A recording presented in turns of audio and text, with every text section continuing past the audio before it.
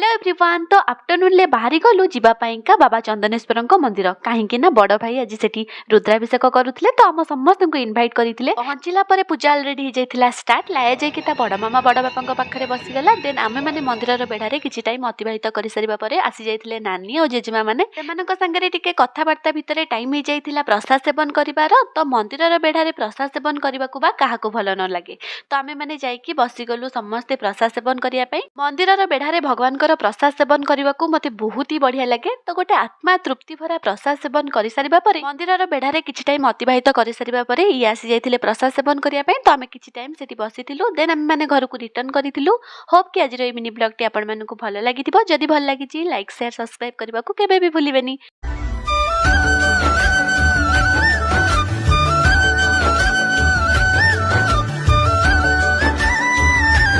रहिली देखा पुणी गोटे नेक्स्ट मिनी ब्लॉग रे।